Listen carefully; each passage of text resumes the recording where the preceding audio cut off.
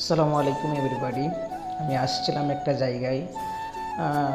আমার বন্ধুর কিছু মাল সামানা হারিয়ে যাওয়ার কারণে সেটা আবার খোঁজার জন্য পুনরায় আবার আসতে হচ্ছে।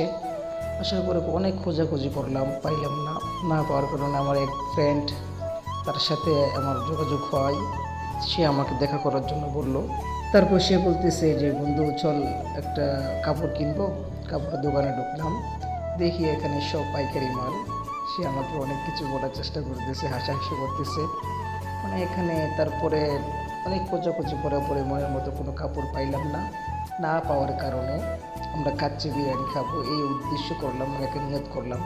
সো এর মধ্যে আরেকটা জিনিস আমাদের চোখে পড়লো, সেটা হচ্ছে বিখ্যাত বিখ্যাত কুখ্যাত একটা খাবার। ওয়াও, দেখে আমার পুরা অবাক। আমার ফ্রেন্ড যারা ছিল সে আবার বললো চল চলেন আমি আবার কাপড় খুঁজি।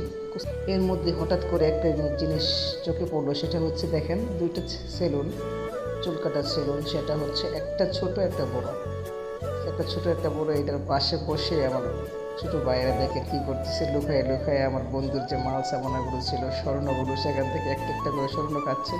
তাকে জিজ্ঞাসা করার কারণে কিরে কেন খাচ্ছিস? তারপর হঠাৎ করে আরেকটা জিনিস লক্ষ্য করলাম, এখানে কি হচ্ছে। তারপর অনেক খোঁজাখুঁজি করলাম, জিজ্ঞাসা করলাম এখানে কি হচ্ছে, কিসের গান হচ্ছে।